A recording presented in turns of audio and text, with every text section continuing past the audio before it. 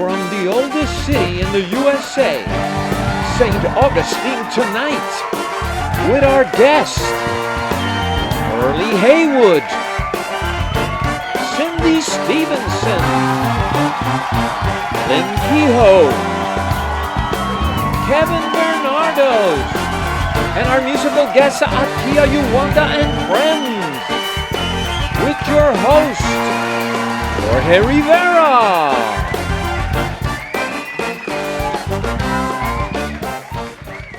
Ladies and gentlemen, from the oldest city in America, St. Augustine, Florida, it's the St. Augustine Tonight Show with your host, Jorge Rivera.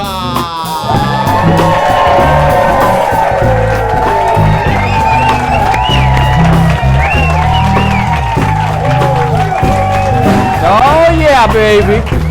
Season 4. Love my brothers and sisters. They're great. I want to thank you all. Thank you. Thank you for being here. Season 4. I never thought when I started this with 8 people in attendance that it would turn into this. So here we are, 3 years later. I want to start thanking, there's so many hosts. You know, there's the St. Augustine Distillery that, you know, you're zipping on their brew. It's great stuff, but, you know, they've been supporters of the first show, the second show, the third show, and on this 4th show, they just went all in, and I just have to thank them, you know. Also, if you see, I'm looking good. I'm not getting married or anything like that, but these suits are by Dr. Gulani and Standfast, who've been working with them. He's a doctor, incredible eye surgeon out of Jacksonville. He knew about the show, and he decided to allow me to wear suits during the show, that then these suits will go to our veterans who are trying to start their lives over, to make them look good. Make them look good when they go to that interview. Yeah. He says, what the eye see, the eye likes, and that is what Mr. Gulani has done, and I thank him very much. I want to thank Theo, who provided Uncommon Theo. As you know, some of you went to the 3rd season at his big furniture store. He's now moved to a boutique type thing, but he's supplying the furniture we're using here. Uncommon Theo, he's on West King Street. The flowers that you will see are from Shirley, Flowers by Shirley. They've been very supportive before. Sam Magazine, that's been covering a lot what we've done. St. John's Management, and they also deal in real estate. Also, they supplied the stage for us, man. Look at this stage. This is unbelievable. Unbelievable. There's just so many people to thank. The Corazon. Come on. Let's hear it for the Corazon. Are you kidding me?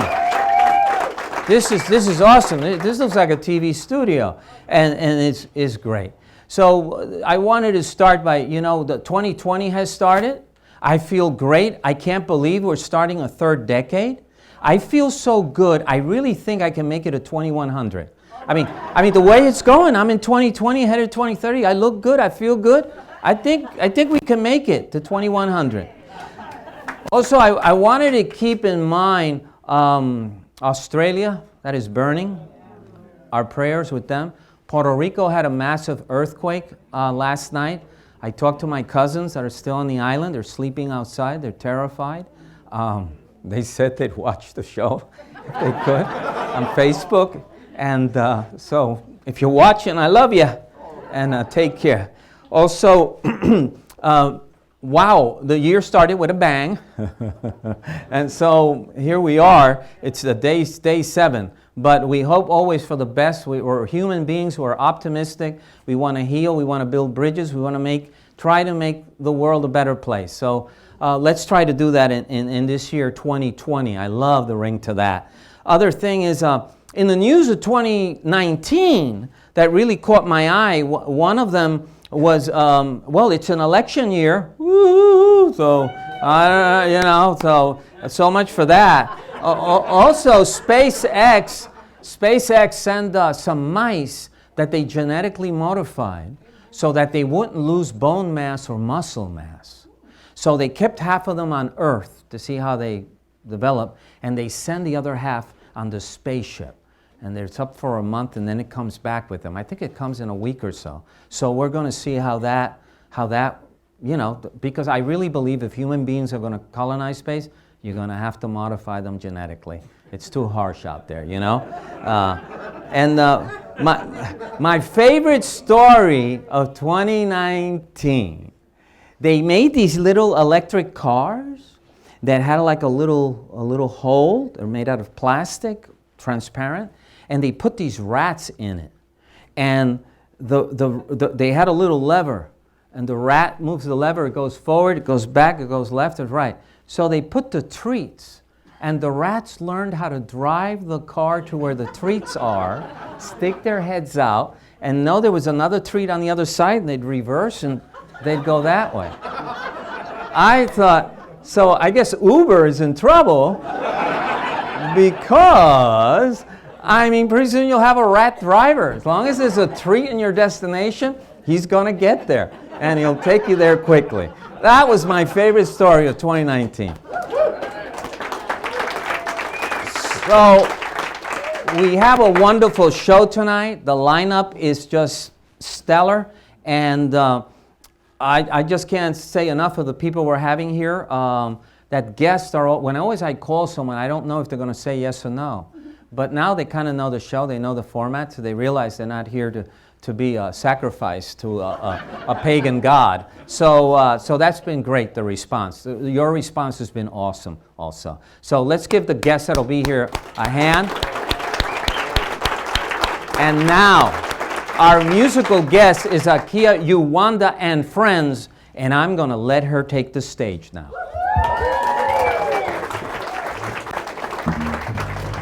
You're so awesome.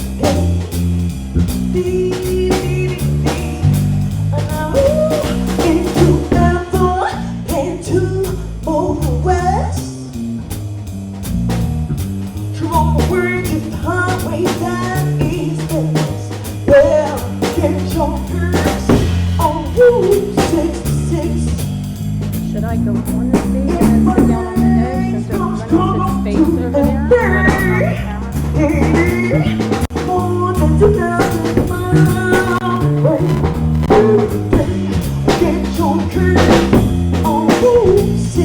Please,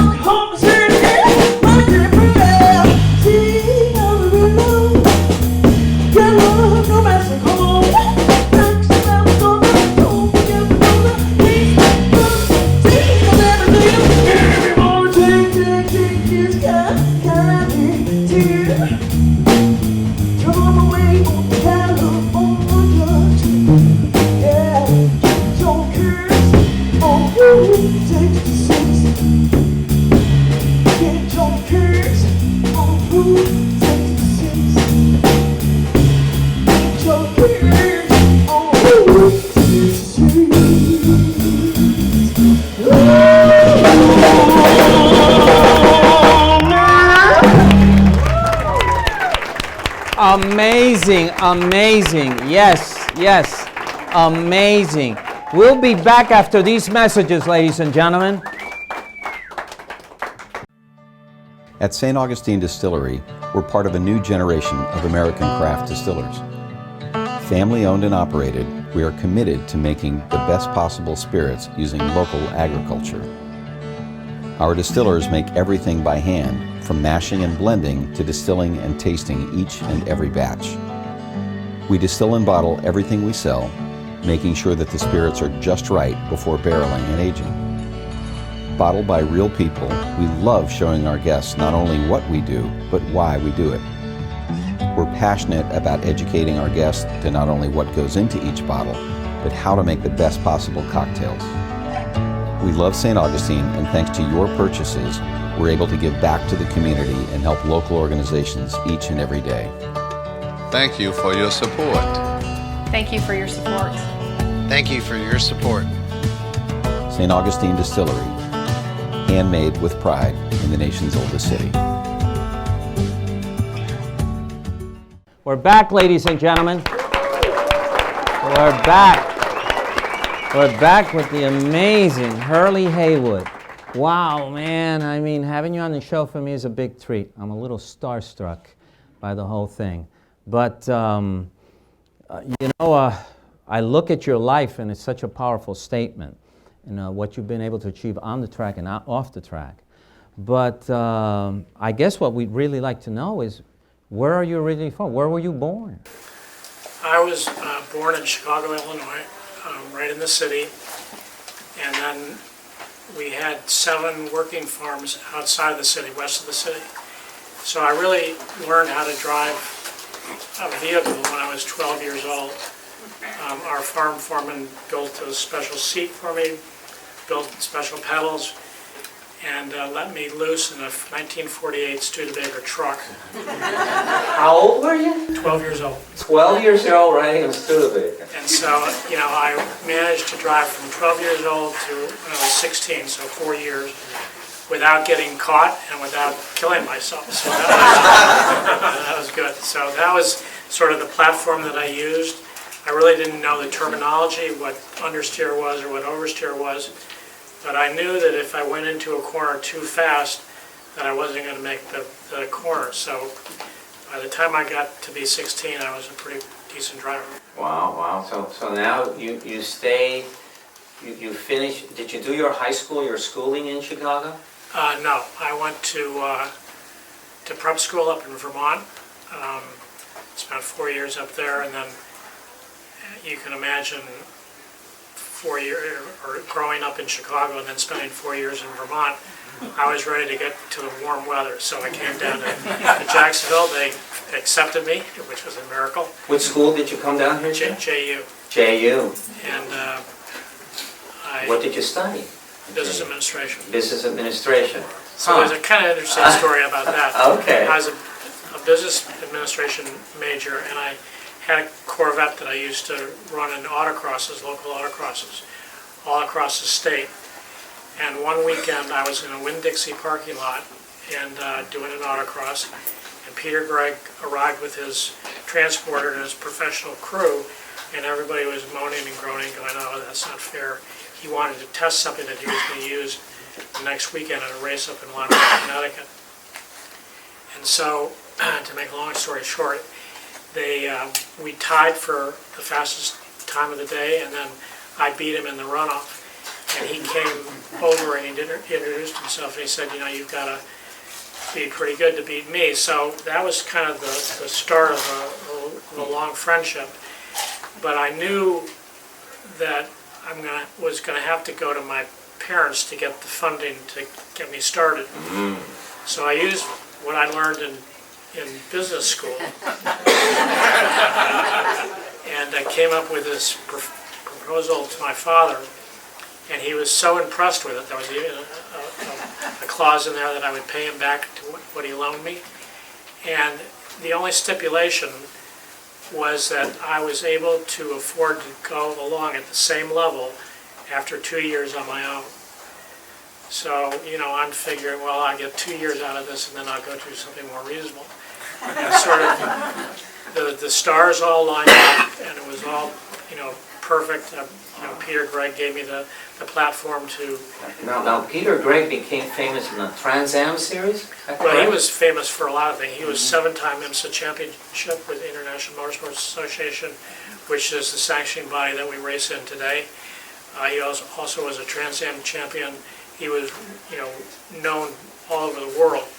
And so when you were able, as a young kid starting out, when you were able to drive a car that was prepared by Bruno and Peter Gregg, I mean, that was the keys to the... So how old were you in your first race? Your first real race? 21. Oh my God. And back then, nowadays, the kids start at 17. They can get a bona fide license at 17. So they had 4 years on me, but when we started, I turned 21 May 4th, which is ironically the same birthday as Peter Gregg was. Oh, wow. And so Peter came to me and he said, I want to race in June at the 6-hour World Championship race at Watkins Glen. I said, great. How am I going to do that? I don't even have my regional license, which is a bare bones minimum license that you have for complete amateur racing. And here we're going to go race at Watkins Glen World Championship race. 917 is the greatest drivers in the world. And he said, don't worry about it. We'll get you a NASCAR license. It's $20 in the mail. They'll send you a grade B. We'll apply for a grade B FIA license, and that's all you need to race. And that's what I did. I went to Watkins Glen and we won our class. So that was the start. And then unfortunately, I got the letter from Uncle Sam, and away I went to Vietnam. So that sort of came. Thank you for your service. So Uncle Sam took you away from car racing there as you were starting to. How long were you in? I was there for a little over a year. Oh wow! So I was an airfield commander's aide, and got a chance to fly around in some pretty groovy helicopters. But I would be his driver, so I got a chance to pay back him. So now you come back. Do you feel? Did you feel you were rusty when you came back? No, actually, no. Those are kind of things that you never lose. So the first time I got into a race car on my return, we won the race in VIR, which is in Virginia, I was rotating out of the military in Fort Lee, Virginia, which was not very far away, an hour away, and won the race. The commanding officer on the base was a big racing fan. He actually went to the race and watched me, never realizing that I was one of his soldiers on base. And when I got back, it was in the paper, and I get a call that afternoon to go to the commanding officer's office, and I go, oh, hell, I'm in trouble now. And he said, I watched that race, we got to get you out of here. And fine with me. Oh, wow. Now, what I noticed was you won Daytona 5 times, and you still have the record? I'm tied with the record. You're tied with the record. Now, 5 times, up in New York, we say, you win it once, you're lucky. You win it twice, you're good. You win it 3, you're a bad, You won it 5 times. What I noticed is all those wins were odd numbers. 73, 75, 79, was it? Yep. 81, Yep. and 91. 91. 91. Yeah, all odd numbers. Yeah. Why couldn't you win a race in an even number?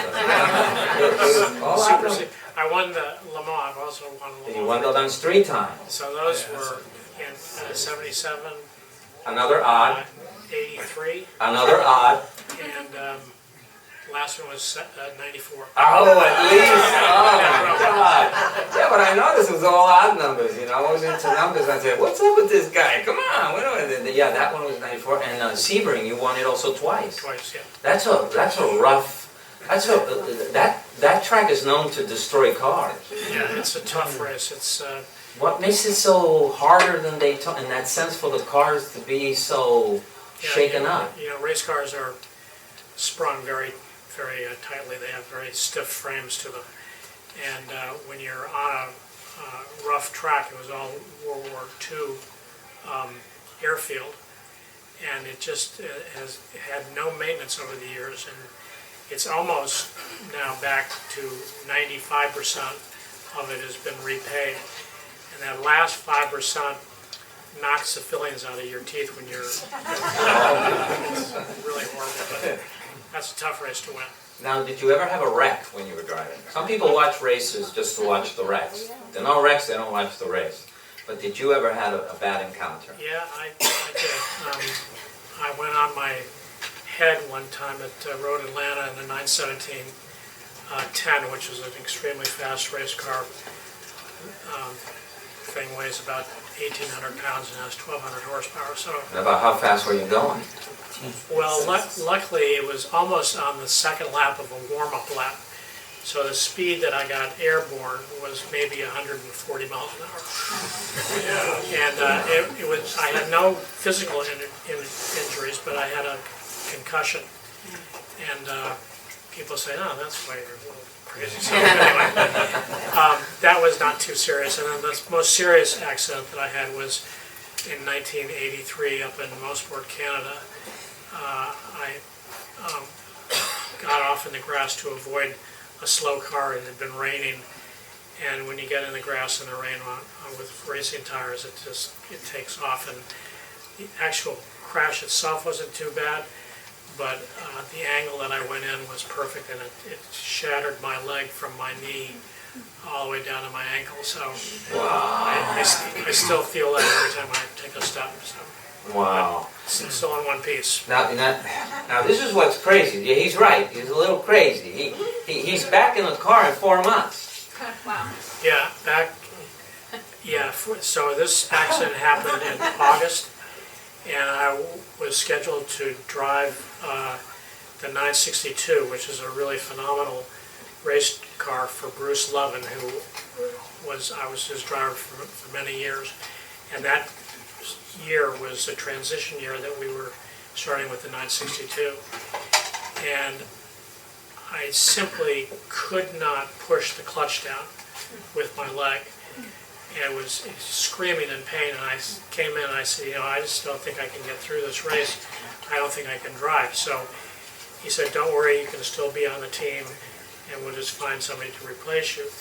And then Jaguar called me up, and they said, in our cars we have Hewlett gearboxes. You don't have to use the clutch, and we'd like you to try out. So I went up and I raced for a guy named Bob Tullius from Winchester, Virginia, and that was the Group 44 Jaguar. So that really, I drove that thing for 3 years while my leg healed, and that kind of saved my career. And you won races. Yeah, and it was with Porsche's permission, so wow. That was good. Wow. So now you're still, though you're retired. What was your last race that you were in the car? 2012. 212. And what was that race? That was Daytona, and 24 hours of Daytona, and that marked my 40th start in that race, so I figured that was enough. And what position did you come in that race? We were, I think we were third. Okay. We had some problems. We were leading the race for a long time, and then we had a mechanical failure. It took some time to get it fixed, and I think we were third at the end. Well, your last race, bronze medal. Actually, the last race that I did in a prototype, which is a special car just made for racing, was 2010, and I won the last race with Joel Barbosa, and that was a really big deal. So I kind of made a full circle. So I started off in a 911, and then in 2011 we went back to racing GT cars, kind of race what we sell, and won the championship. So it was a nice way to close the end. So here's my last question. If you could break bread with any other race car driver, dead or alive, who would that man be?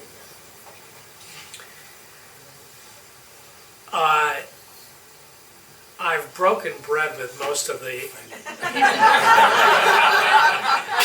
people that you've heard of, but the guy that I would have loved to talk to and break bread with was Ayrton Senna. Yeah, he was from Brazil. Yeah, Brasileiro. And Juan Fangio, the old man. And why? Just because they were iconic racing drivers in that era.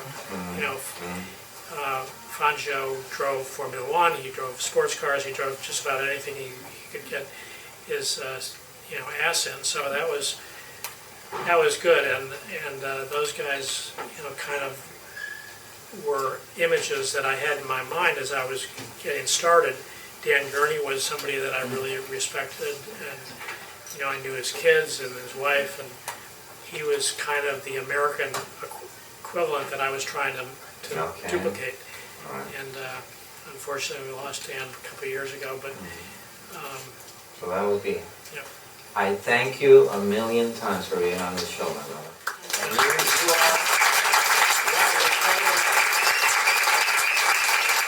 There's a documentary on this man called Hurley.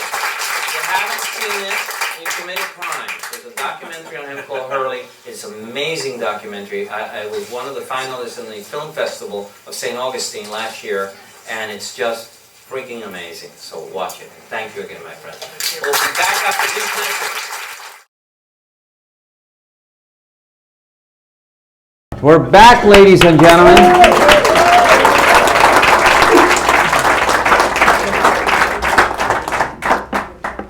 We're here with Sydney Stevenson, as you know. She's with the up in Congress here in Florida, at the state of Florida, District 17. And we are delighted that you accepted our invitation to come. Want to get to know you. Now, you've been in Congress now how long? Well, can I start with, we Sure. call it the State House. Oh, State House. Because we want to make sure people know that Congress is Congress up in Washington. Okay, okay. But yeah, I see. that's one of the interesting little habits is we call the congressmen, and they call us reps. And we're from the, and we say we're the people's house, Florida That's House. it, People's House. I love that thing. And you've been there how long now? Oh, about, 4 years. About 4 years now, because I went up in 2015. All right. I was really honored to serve the people of St. Johns County as a county commissioner from 4 to 15. Right. And there was a special election, and so I threw You my went for hat. it. I really did. I think we live in a really special part of Florida, and I thought it would be helpful. Right. Because I'd been here for a while. Right, and you represent, your area covers St. Augustine? Oh, absolutely. And it goes all the way up to where?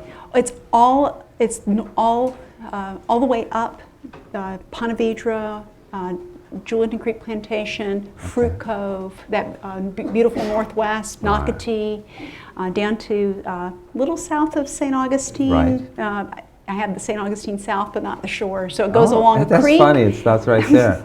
Yeah. You know, the precision that we draw the district lines is very precise.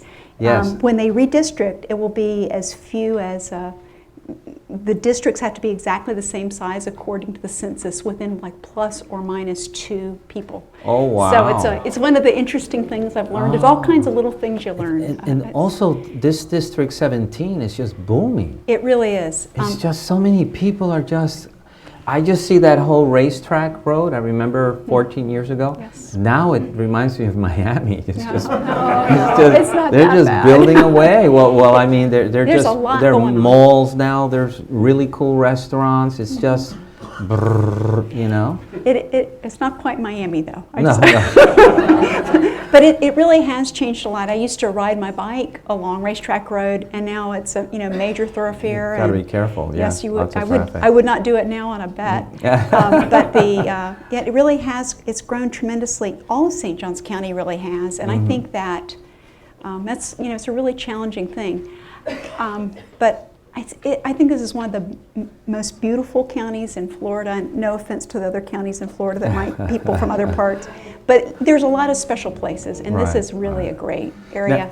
Now, when we were talking, you were born in Daytona. Yes. But your family had hardships during the Depression, right? and they actually, it was sometime after the Depression. The economy was very poor. They were in the Carolinas. My dad went to high school where with Richard Petty, where Richard Petty lived. Oh. So I think maybe coming to Florida was kind of a natural thing. And he really he loved racing, wanted to be an auto mechanic, but he ended up being a printer.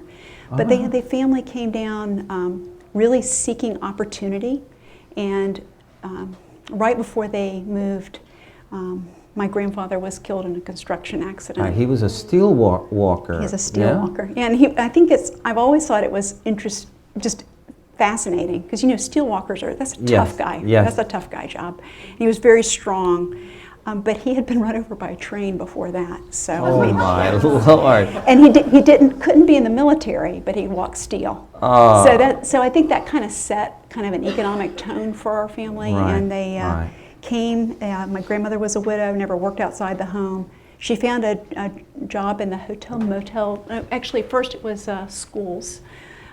She was working in a school, private school, and for room and board, and give the kids a place to stay and a start, and they just worked their way.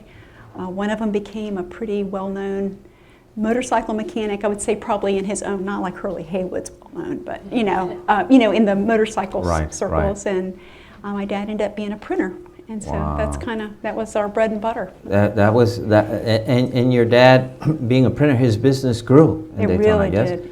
He did really well, and it grew to be at one point the 7th largest printing company in Florida. Wow. And then and he never finished high school. I'll never forget when I was like the first person in my family to go to college, he said to me, "Well, now you've had twice as much education as I have, and I expect you to do twice as well." I was like, "Thanks, Dad, no pressure."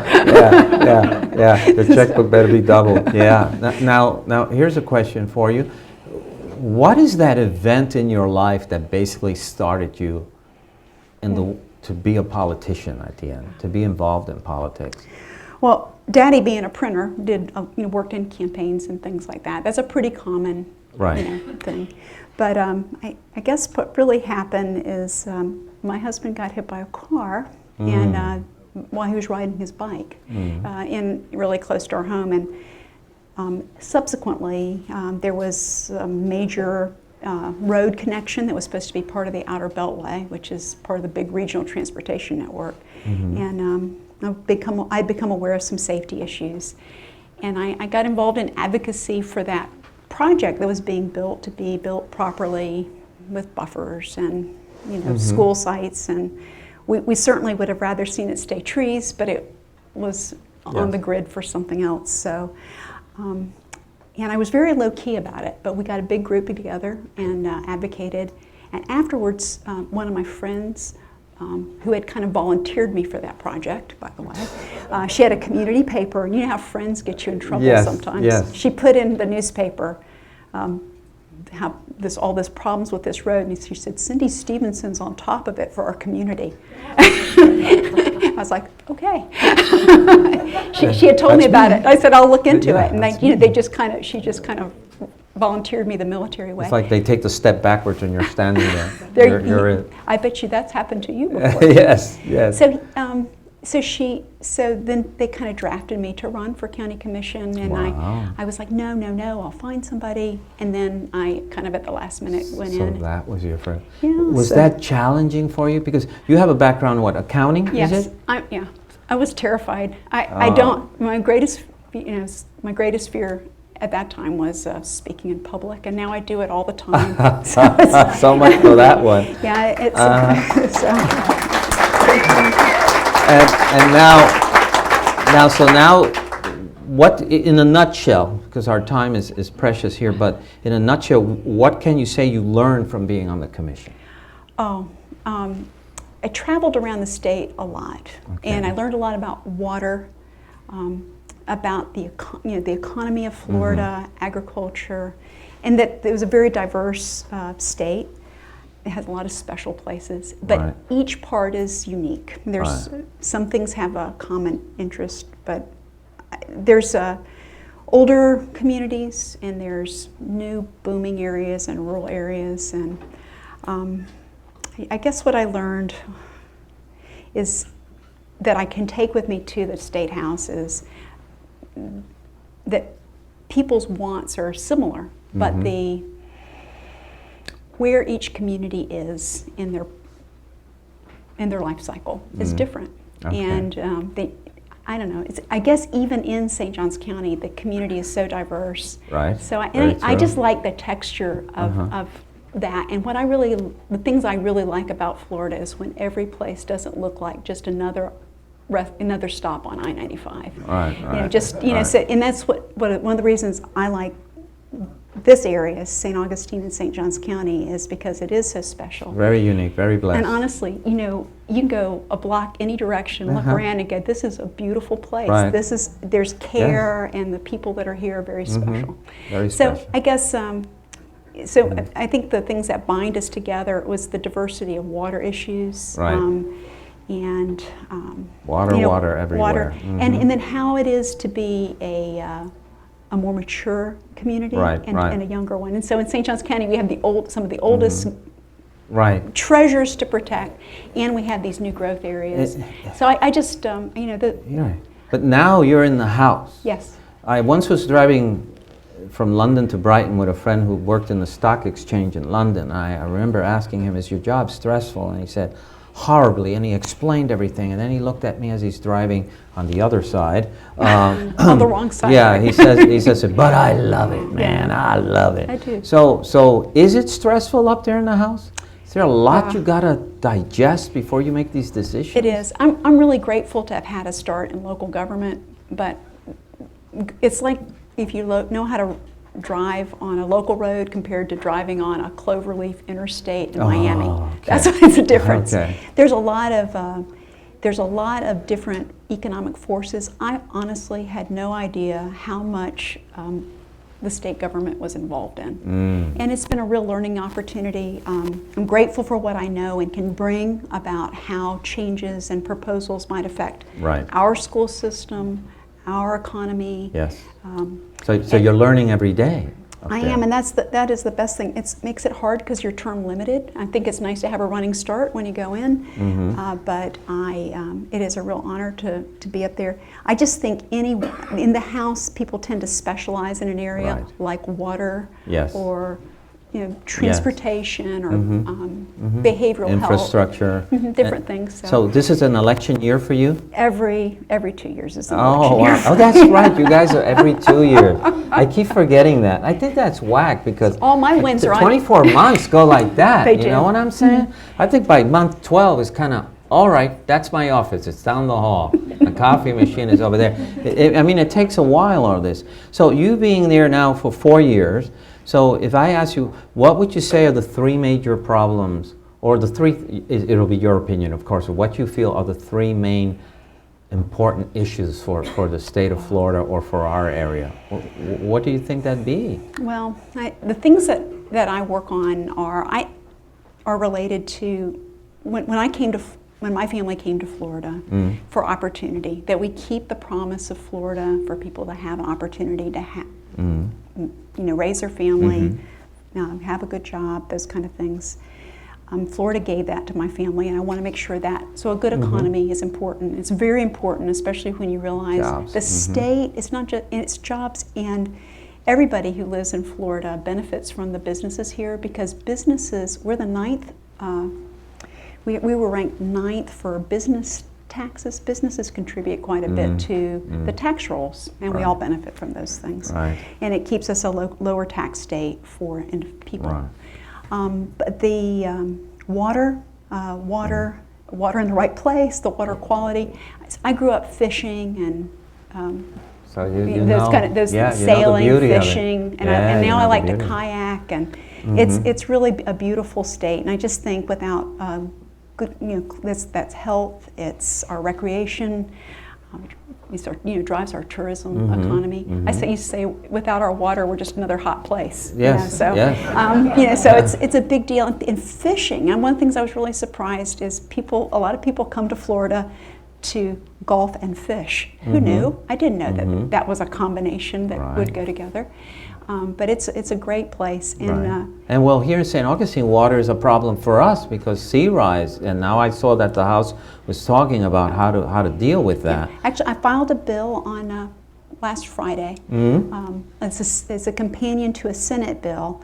And I had been looking at resiliency issues, and then I was talking to a senator. Was the name of that. And it was, the governor has appointed a state resiliency officer, and certainly I understand from what we experience here in the past couple of hurricanes. I mean, that was those were just side swipes, and a lot of people don't. I mean, because Matthew wasn't a statewide event, they don't realize how hard it got.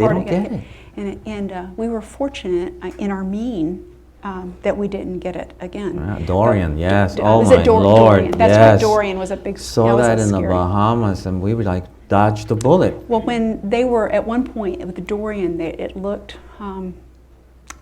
If it had gone faster, it would have been a big risk for us. Yes. So I mean, honestly, we have to be cognizant of that. We need to work on our resiliency. But I understand we have sunny day flooding here in St. Augustine. Yes, the tides. And we're very vulnerable for those things. And certain parts of the state already are. But I've spoken to like Dr. Shirley and different people about what they're seeing. A lot of people don't know that the Army Corps of Engineers has been watching sea level for like 50 years and making investment-based decisions based on the changes that we see. And anybody who's paid attention for any period of time knows. I mean, we've got seashells way inland. We've got woolly mammoths out offshore. Things change, and we have to be on top. And I think it's just coming so quickly now that it's hard to catch your breath. And that's what I've heard is that it's accelerating. And I think it's really important that we have the estimates. One of the things that the bill would do is have a task force that would do a more detailed estimate for Florida's use so that we can prioritize what we do. And I know there's some projects. We had the seawall that Congressman Micah helped get us in, which served us very well. I'll get the names wrong. Matthew. Was our big one, Matthew. But we also have other hardening things that we can do to help protect our historic treasures here in St. Augustine, and I think that's really important. And it's not just St. Augustine's; other parts of the state's experiencing that as well. Well, I thank you for being on the show. My pleasure. And when you go up there, I know you're looking after us. Okay? I appreciate it. We'll Let's do give that. a hand. All right, Thank you so much. So much. So much.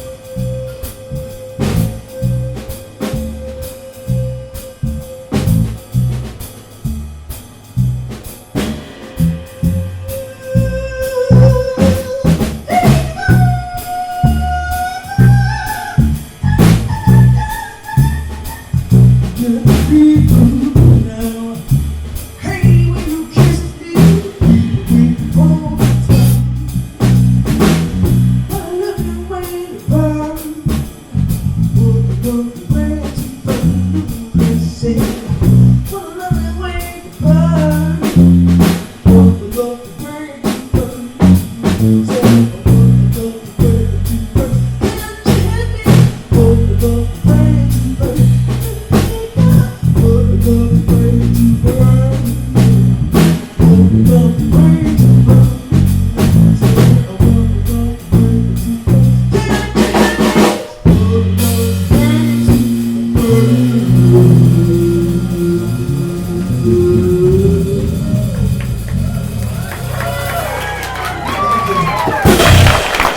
right there, stay right there.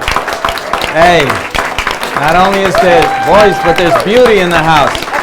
Hey, so I want to ask you some questions, Akia. Yes. Number one, introduce these gentlemen, your friends. It's called Akia Wanda and Friends. Akia Wanda and friends, always friends of mine. So those who play with me, if I say Akia Wanda and friends, they are dearly my friends, my brothers. So here on the left is Mr. Lawrence Buckner on bass. And on the right is Mr. James Davis on drums. And both of these guys, like myself, we're all international musicians, but they have their own rights as well. They have performed not just international, but on various stages and various genres, from country to Broadway to classical, orchestras, jazz, soul, gospel, you name it. And that's what they are, and that's what we do. Right, and I believe you were at the Jazz Festival in Jacksonville. Yes, many years. We all have played at Jazz Fest in Jacksonville, and we all can educate in music. He's in the Duval County Public School System. Oh, wow. Yes, and yes, Mr. Lawrence there. And Mr. James also does lessons. He does a lot of private lessons. All right. And, I might pick up the drums. I like it. I like it. And about you a little bit. I know you also model. Yes, model. I'm a business. Thank you so much. I'm a business owner, several businesses. Okay. And what's your next big gig? my next big gig is my Valentine Jazz Dinner Party, a Live, Love, Laugh experience. It's coming up February 14th at the Omni Jacksonville Hotel. The tickets will be ready tomorrow via the link on my website at akiauwanda.com, which goes live tonight at midnight. And it has a 3-course meal, me and my full band, clean comedian, and dancing. Wow, wow. And now, if I wanted to get your music, where would I go? You will go to akiauwanda, that's akiauwanda.com. I also always have physical CDs on me as well. And you can also go to iTunes and the worldwide platforms of streaming music. All right. Thank you so much. Give them a hand. We'll be right back with our next guest, Lynn Kehoe. We're back, ladies and gentlemen. We're back. We're back in the St. Augustine Tonight Show. And our guest here is Lynn Kehoe. Hi. And yes, hello. And I was so, a friend had referred you to me in the 3rd season, and I really wanted you, but you were all around the country racing women. I do a lot Not of racy racing. women, let's get it right. Racing women. And so I'm so glad you were able to make it here. Thank you, me too. Where are you originally from, Lynn? I grew up in Hazleton, Pennsylvania, the northeast corner of the state. Ooh, nice. We got one other Hazleton person around here. Okay, what a small world. And so now, did you do your schooling there, or did you go to boarding school, or what? You know, I think it must be a race car driver thing, because I also went to boarding school, Yeah, also in New England, in yeah. Massachusetts. So I guess they're making race car drivers out Apparently, of that school, teaching apparently. them business. Did you study business also? I did. Woo, Twilight Zone episode. Although here. I didn't have quite the same success that Hurley did. Okay. So now you do school out there. You go to the university. Where did you go to study school? I went to American University. I studied business and economics. All right. And so you were what, in the financial world for a long time? I was in banking, and I was in the real estate investment management business. Okay. And I did that in Philadelphia, and then I went to Dallas, Texas, and I did that there for a bit. And then I moved back to Philadelphia and found myself in the crazy world of motorsports. Oh, how did you, I mean, how old were you when you weren't 20 years old when you started this? You waited for later in your life. I did wait for later in my life. I actually did my first race on my 56th birthday. Oh my God! And it wasn't yesterday. And so here, you remember what car you were driving? I do. I drove a BMW, a 1989 BMW E30 chassis in a spec class. And about how fast did you go in that race? Top Probably. speed is 136 miles an hour. Oh, what do you tell a cop when he stops you at 136? I don't know. I was in a hurry. Yeah, you're right. Yeah. It didn't seem that fast. Yeah. So now, so how did you suddenly decide you wanted to try this? What was it that? So I always had fast cars. I always liked driving fast on the highway. I did stupid things as a kid, like 95 to me was not a highway, it was a speed limit. And that's a really bad thing. Please don't ever do that, anybody. I've learned that the hard way. But I was at a charity auction and some guy put up a day at the racetrack as an auction item. And I thought, I didn't know normal people could get on a racetrack and get in a race car. Like I thought you got to study for that or something. I don't know how you do that. But so he put it up as an auction item. I bid on it and I won it. And I was living in Philadelphia at the time, so it was New Jersey Motorsports Park in Millville, New Jersey. And I got in this BMW race car and barely got myself out of second gear. And I think I drove about 40 miles an hour around the racetrack. And I think my instructor was sitting right seat, was like wondering what the heck he got himself into. Because I was not a good, I wasn't a very good driver when I started this, okay? So being behind the wheel of a race car was like insane. It's totally for me. different than Totally getting in your different. Lexus and... Exactly, which was the car I actually drove to the racetrack. So, you know.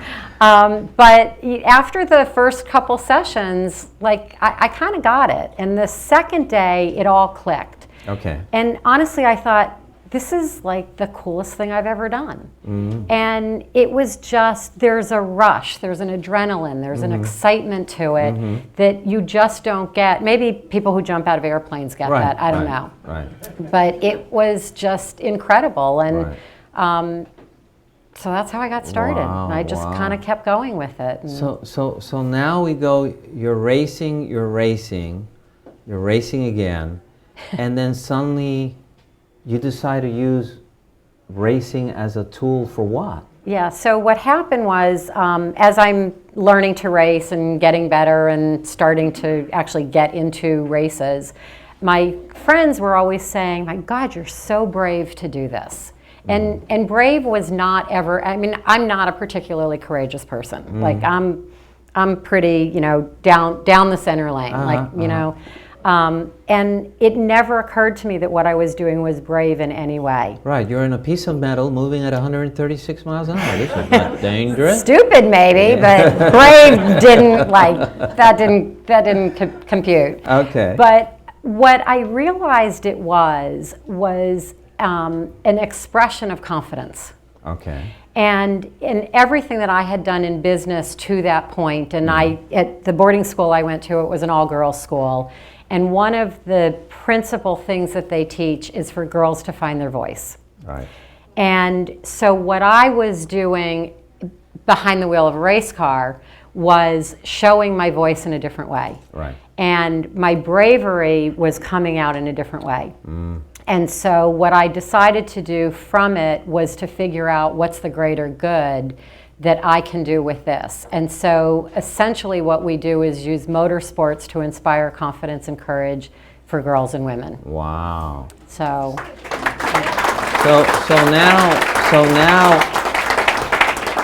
a girl comes and what, she fills an application or something? So what we've done and where the program has developed to at this point is we have an application process for what we call brand ambassadors. And our brand ambassadors represent us, the business of Shift Up Now, and represent our sponsors who help with products and financial resources for our drivers to actually do drive. Do they help with the training also? Our own drivers help with the training. Okay. So we have 4 professional race car drivers as part of our brand ambassador program. Okay. And they will train some of our other younger drivers. So, you know, we'll go to a race car and we'll run data with them, or we do endurance races, and our faster drivers will sort of put down their lap times, and everything that you do on the racetrack computes to a data analysis. So there's literally graphs of when you step on the brake, when you step on the accelerator, you know, where you're taking the turn. And so then when you get out of the car, you can analyze that data and you can overlay, and what we do is we overlay our professional race car drivers' data with our amateurs' data. Right. And you can see on a graph and then take the track map and say, okay, you know, the pro is braking at 100 yards and you're braking at 150 yards. Okay. So, and you so know, that's how you train them slowly to get better. But how young is your youngest person? So we actually, our youngest driver in our brand ambassador program is 15. Oh, and she just this year went from Beware karts. world. Yeah, she just this year went from karting to cars, and Real she's cars doing now. open wheel race cars. 15. But we started a junior ambassador program just a couple weeks ago because we had girls applying for the ambassador program. Our youngest junior ambassador right now is 5 years old. So watch out, world. These kids are taking over. Because when you think of women race car drivers, that's Danica Patrick. Patrick, yes. And she took a lot of heat. I mean, she was like, you know, like they say, when we talk about colored people, about those first blacks who had to deal with the violence and to get there, she was the one to deal with all the caca to stop making fun of women and take us seriously, and we can beat you in the track. Right. So now we're here, and this girl's 5 years old, and I'm like, my Lord, you know. In 2030, she's only 15. So, wow. Do women have stories to tell you of how this program has changed? No, there's no story. Of course there's stories. There's amazing stories. And so what are some of the things you could share? So what happens with us, because we are a true collective, and you know, we're still a young organization, but we're hearing stories. So we have a 16-year-old racer from Essex, England, and she's come over to the United States to race a lot because there's a lot more camaraderie in the U.S. The fields in Europe and in Asia are much more not as female friendly. Right. And so a lot of what we're hearing from our racers in Asia and Europe is that they're very much alone. And so what we've provided and what we do provide, not only through physical presence of, you know, going to somebody's race and being with them, being a mentor and being a supporter, is for our young ambassadors, we have a Facebook page. For our other ambassadors, we try to get together either at a racetrack or somewhere else and help one another and teach one another. I have a drift racer, so it's for people who don't know about it. It's when you see the cars going sideways and putting a lot of smoke out. That's actually called drifting. And I've got a drift racer who's down in Orlando, and she's actually doing a clinic for a bunch of us in a couple weeks. And so she's going to teach us a different type of skill set behind the wheel. And so we're supporting one another, and we're not only supporting one another behind the wheel, but also how do you market yourself? Right. How do I create a marketing deck? How do I get sponsors? How do I talk to people? Because it's expensive. I mean, It's very tires expensive. and the cars themselves, all that is expensive. Yes, and if it, you know, you have to have talent as a race car driver.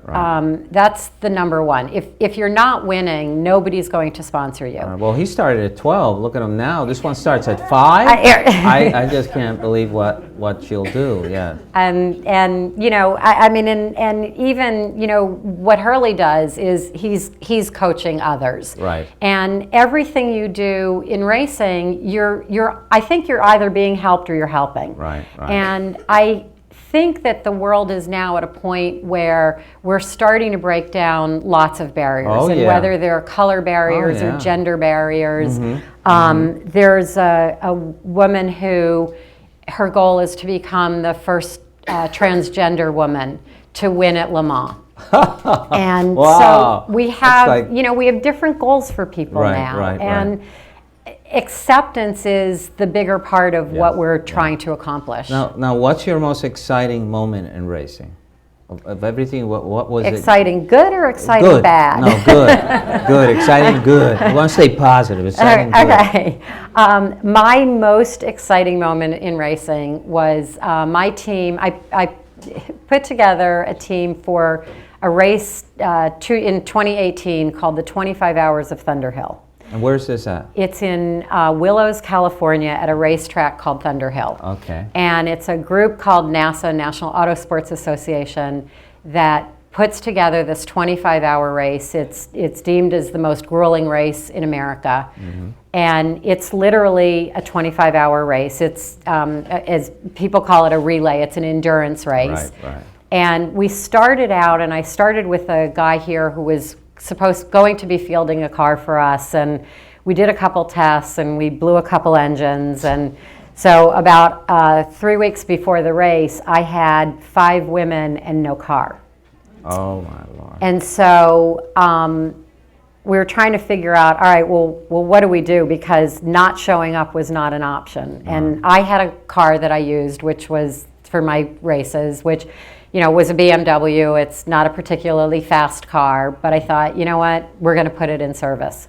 And then I had another woman who was looking to get a better car for our professional racers, and so we found a car, an MX-5 Cup car, which is a little bit faster than my car, and we got together 4 more women, and we ended up fielding 2 teams at the 25 Hours of Thunder Hill, and we took second in class in my car. And being on the podium in a race that everybody said, you have no idea what you're doing, you started way too late, you didn't have a car 3 weeks before the race, you're never going to succeed, and we ended up on the podium.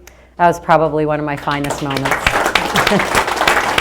So we're going to leave it on that note. Okay. We ran out of time, but man, I'd love to have you here in a couple of years, and maybe I'll see one of your kids in Daytona, standing in that podium at some position. That's the goal. But this is wonderful, wonderful. Thank you. I see our women playing soccer, our women in so many sports, showing so much talent, so much power. And I had always a lot of powerful women around me, loved me, and I learned tons, and God bless you, my friend. Great. Well, thank you so much for having me. I appreciate it. When we come back, we'll come back with our last guest, a real hoot. See you in a bit. At Martinez & Associates, we can help you with many things. Number 1 is income for life throughout your retirement, which is very important. Number 2 would be Medicare choices, which are very confusing. Number 3 is a legacy for your loved ones. And finally, keeping you independent throughout retirement. My name is Tuly Martinez. Call this number. Y hablamos español. We're back, ladies and gentlemen, with our last guest of the evening. He's become very popular in St. Augustine, Mr. Kevin Bernardo. Hi there, Jorge. How you doing, man? I don't know. I thought I was dressed well, but I see you took all the sparkle. You just hogged all the sparkle. They're Swarovskis. Oh, okay. Yeah. Crystals, for those who might be wondering. All right. Now, all of them. Now, your circus just closed. Its show here. It was on the 5th, Sunday, was it? Yes, I have a circus. Yes, you are a. Yes, I can tell. You either have a circus or you lost. You lost from the circus. No. People sometimes say that this place is a circus around here, and I resent that, frankly. See, a circus, a real circus, is a group of people working together to do a whole lot of things. I actually have a group of just 15 people that make everything happen. That they're the ones who put up the tent. They perform on the stage. They run the front of house, the backstage, the concessions. So what you're saying is the guy selling me the popcorn will be doing a death-defying act. Yes. Probably. And it's not just the sanitized part of the wash cycle, no. Well, right now our concessions team is actually a husband and wife team, and that is all that they do, the food. All right. But every other aspect of the operation, so the person checking your ticket, scanning your ticket at the front, they're maybe doing hoops or eating fire. You see, when you work together, especially a small team, when things get really big, it's there's so many levels and like corporations. You know? Well, you were with the Ringling Barnum Circus. Let's do that again. It's the Ringling Brothers Barnum and Bailey Circus. Well, they're around for like 146 years. That's a tongue twister right there. Yes. I wouldn't want to say that with a mouthful of cereal. But now, what was your experience with a circus like that? Because you have a small one now. Here you were how old were you when you were there? I was 22. Wow. And I had a degree in musical theater Okay. from Ithaca College, where I studied. And I was in New York trying to find someone who would pay me to sing and dance. I was auditioning for everything, including, high holy services at the synagogue in Brooklyn. Wow. Not even Jewish. They make some amazing music over there, too. But I love musical theater. You know, you go, I love it. Maria, I just met a girl. We rehearsed this before, didn't we? And suddenly that name. I love Sondheim or Bernstein. Actually, Sondheim wrote lyrics to Bernstein's music. Yeah. I love musical theater. I love the way that, growing up in New Jersey, I love going to the Broadway shows. And I love the way that story and music and movement work together to make things come to life in this way that it just made every little hair on my body stand on end. And I love that, and that's where I wanted to be, on Broadway. That's what I went to college to do. And I got there, and I went out for an audition for the Ringling Brothers Circus. It was one of 200 auditions. I don't know how many. Right. Endless. I was working 3 jobs, living in Long Island City in Queens, and I got that job. I was, I guess, the same height as the guy who was wearing the costume before me. Right. Whatever it takes. Yes. And it was the most incredible experience. And I took that role on in 2000, the very end of 2000.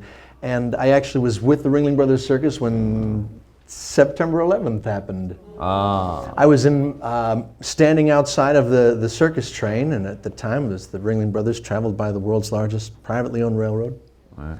And I remember I was standing outside and waiting to be picked up for a PR event in my costume, and then suddenly said, "Come look at the TV." So all that unfolded, and I suddenly, in the weeks afterward, I found myself in this place where this thing that was always a private company, but had become a brand that everyone in the country knew somehow, and it was an opportunity to make people smile, to remind them to be strong and that they're a part of something special, and to impart joy.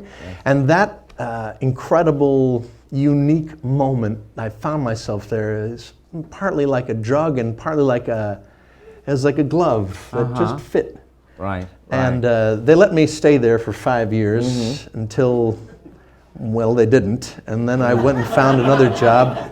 There's lots of ups and downs, you see. That there's lots of down times. There's lots of struggle. Yes. When I came into St. Augustine in 2017, we had a tent, but I didn't really even have gas to put in the car. Yes. I can sing and dance, and I can. I guess I was successful enough to have convinced some people to believe in a dream that I had, that I'd been working at for many years already. I started in 2014 with a little bitty fair attraction show. Yes, out in California, yes? Yes, the LA County Fair. There's lots of struggle in there. There's a moment where there's rain coming through my walk-up apartment in where the heck it was in LA, what is it, up in the valley. There's a scene in The Greatest Showman where there's water coming in P.T. Barnum's apartment. I know that it's totally a Hollywood version of that incredible journey P.T. Barnum, but absolutely could relate. Yes.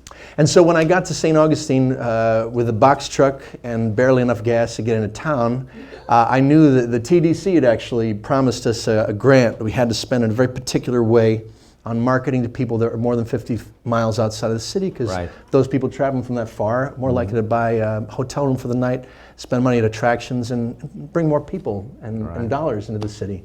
But I needed to fork over cash that I barely had. It was a reimbursement grant. And you see, we in that year, we had hardly a couple of dates, but that 3 weeks we did at the amphitheater, with the help of the grant, we brought almost 5,000 people into this little tent, and we gave them an awesome time, and we made memories. Wonderful. And the dream really started to come to life. And then last year we did 6 weeks, and we did about almost 16,000 people came to see the show.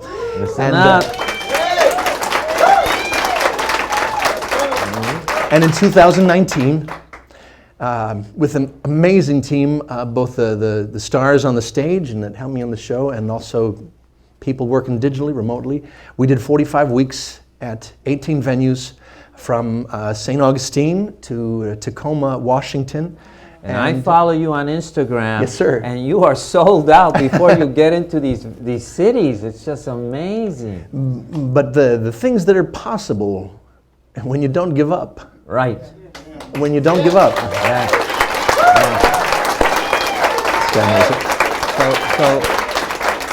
Now your father was he used to he worked at CBS. He was a television producer. Walter Cronkite's producer. Walter last couple of years of his. producer. I was born in Silver Spring, Maryland, because the news, CBS was Columbia Broadcasting System, is right outside of D.C. They're moving the program back into D.C. now. Wow. Yes, well, a lot of news is happening there, I suppose. I grew up with Walter Cronkite. He was the voice. He was the news voice. And then Dad was the executive producer of the evening news when all those years when Dan Rather was there. Dan Rather was in, yeah. And then eventually became vice president in charge of hard news special events. So anything that was not regularly scheduled broadcasting on CBS, Dad was in charge of. And I was taken by the hand as a little kid through the studio there and introduced to all these stars. You were very close, you and your father. The most remarkable, he's the sun, and we were all just planets swirling around him. So we lost him in 2011, but we built model trains growing up. H.O. gauge, half O. So like, Lionel trains, it's half the size of that, but much more, tried to be realistic. And he fashioned several incarnations of a layout in our basement after the Gulf, Mobile, and Ohio Railroad that ran from Mobile, Alabama, and across and up to Chicago, actually. He took, when he was courting, as he would say, my mother, the GM&O Railroad from Alton, where he grew up, to my mother in Chicago. Wow. And they met actually at Champaign-Urbana, the University of Illinois. But we built that train. And so in an incredible twist of things, as my entire life and my dreams, everything was made possible by the hard work of my parents. When I was 22, got the job as the ringmaster of the Ringling Brothers Circus, and then I traveled the country on this train. And Dad, who had just retired in 2000 from CBS officially, was still doing some election things, he came and he lived with me, and we had some of the most incredibly special moments of my life. I'm so grateful. It was the first time that something that I had caused to happen made a dream come true for him that he couldn't have bought with money. And so I'm so grateful for that time. And the circus has been a watershed of work, and it's been sort of the prism through which I've seen America for such a huge part of my life now, 20 years almost. I've seen, with just the Ringling Brothers, I was in front of almost 40 million Americans. Wow. All over, live audiences, arenas full of people. There's a video of you on an elephant. There's probably several. And I love elephants, and I love animals. I've got to be around people who care for them tremendously, but I also want to be part of the future of the circus in America. Right. And I want to be part of a healing force, which the circus, I believe, always sought to be. Right. And I find myself uniquely positioned to strive with my little band of troubadours and in this small and personal way. Yes. People who've been in the tent, it's only about 350 people, so you really feel like you're actually part of the circus. So your circus now is healthy, yes? Well, we're going to keep chugging on the track, you know. Right, All of these parts and pieces, they get financed, and you're paying down notes, and if you stop working, the bills keep needing to be paid, like any business. True. So, but as we continue to improve the number of people we can reach, yes, and know how venues. Costings work, and how many venues did you hear in 2019? Probably. I think it was 18 venues we did in 2019. Wow. I think we're going to do 20. How many shows, probably? 8 times 45. Oh, roughly. my Lord. 360, something like that. Quite a few shows. I guess it's how much fire can you eat? Yes. All you can eat. All you can eat. So you know, now you have a beautiful partner. You stole her Yes. from Kentucky. Yes, she makes bourbon, among other spirits. Yeah, she's a master distiller, and you guys are having a baby. I am so You're gonna thrilled be a father. to tell Olivia. My God. I mean, can't believe what does a little girl? She's going to be a little girl. We know what she is. She's going to be very little, I think, actually, when she very arrives. little. Extremely little. Very little. And It's going to be a girl, What though. does a little girl like do when her dad is a ringmaster of the circus? Well, I guess I'm going to find out. Wow. Her name is Andy Lane, and Lane is my father's first name, so Andy Lane. So Dad's going to... Congratulations. Now, she's going to get her own train. when is that baby due? March 9. We'll see if all of the predictions prove to be true. Yes. I'm over the moon. And and I really think that your father taught you what fatherhood was all about, and she's lucky. Thank you, Jorge. I'm lucky. Yeah. I'm grateful to St. Augustine too, and to you. I love people who are not afraid to be entrepreneurial, to try something, to dare to, get out there and make things happen. And I love the way that you are celebrating all these different companies and other entrepreneurs and people from the State House. Is this State House? Yes. And I'm getting all verklempt already. What is this? It's easy. If you're a Bernardo's, it just flows. We got like mushy the wine. up here. I don't know. I'm gonna watch his show. Look at these. Some kid from the Bronx will say, "Hey, Mom, look at here on Facebook. These wimps on TV. What's going on here?" All right. So these wimpy men. But wow, I mean, the future looks bright for you, and I am so. You can't believe how happy I am for you. Thank you, Jorge. And when I go to that circus and I see all these little kids twirling, I mean, they just twirl. They're so happy, and the clowns Cotton come candy. out, Keep pushing it in there. Sugar is the answer. I knew sugar is the answer. But I see that. I am. It's like when you walk under your tent, the energy changes. You know what I'm saying? And when you step out of the tent, you feel that energy leave. And it's. I hope it doesn't leave. Well, it's magical. I hope it stays with you forever, and that you come back. Yeah. And I hope to come back to St. Augustine as many more times as y'all take me here. We love you. We love you. And with that last note, I thank you. Thank you, Jorge. And we'll be back with Atia Uwanda and friends after this. Yes, room. Yes, magic. At St. Augustine Distillery, we're part of a new generation of American craft distillers. Family owned and operated, we are committed to making the best possible spirits using local agriculture. Our distillers make everything by hand, from mashing and blending to distilling and tasting each and every batch. We distill and bottle everything we sell, making sure that the spirits are just right before barreling and aging. Bottled by real people, we love showing our guests not only what we do, but why we do it. We're passionate about educating our guests to not only what goes into each bottle, but how to make the best possible cocktails. We love St. Augustine, and thanks to your purchases, we're able to give back to the community and help local organizations each and every day. Thank you for your support. Thank you for your support. Thank you for your support. St. Augustine Distillery, handmade with pride in the nation's oldest city.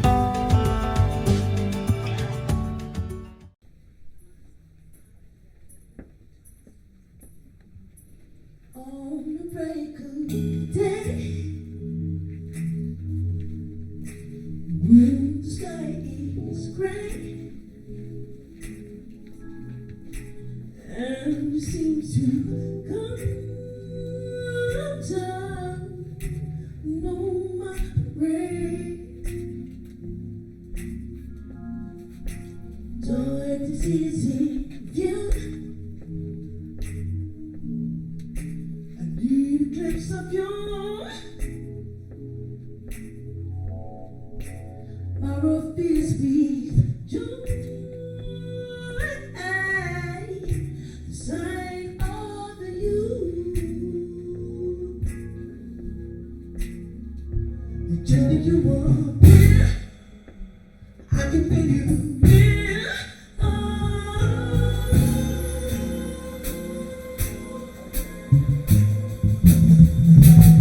Skylight, something like the moonlight shining low, shining bright on a cloudy day. Sky high, moving like a sunrise, gonna feel paradise like the top of the dirt. Skylight, something like the moonlight shining low, shining bright on a cloudy day. Sky high, moving like a sunrise, gonna feel paradise like the top of the dirt. Never seem to find a sound peace of mind till you come around and say, baby, that's okay. Can you take the time to make energy entwine? Well, along inside our heart, souls combine,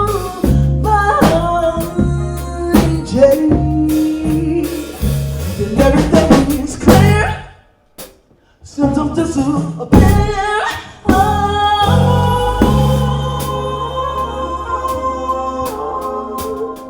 Reminiscence of skylight, something like the moonlight shining on, shining bright on a cloudy day.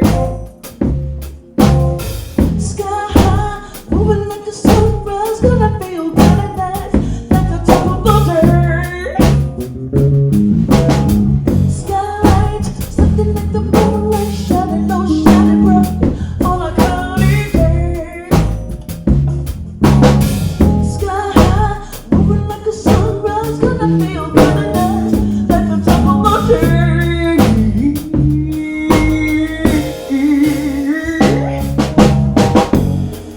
Do do ba ba baby, do do do do. Oh yeah.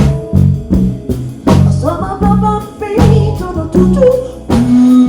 Yeah. Do do.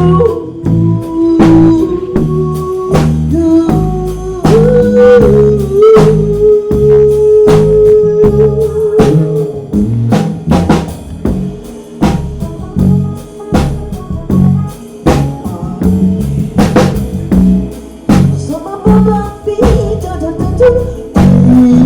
Yeah. Do do.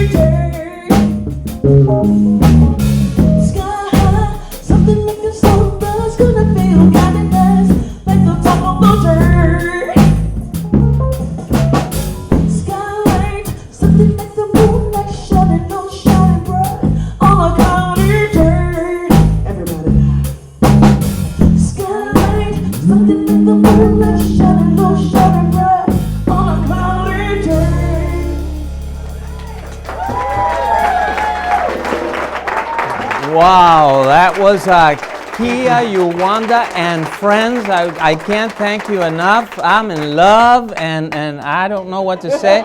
You were just amazing, amazing. I want to thank all our guests of Hurley Haywood, Lynn Kehoe, Cindy Stevenson, Kevin Bernardo's, Kia Uwanda and friends, all the people who made this possible. I don't know how to thank you, and I hope you tune in for our next show. Let's keep celebrating our community. I'd love you to stay a couple of minutes. I have a little surprise for you guys, but this is really the end of the show right now. I want you to give it a nice round of applause if you are happy. If you are happy.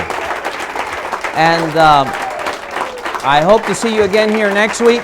New guests, new music, and a new beginning. Thank you again. Thank you, Akia. Real great.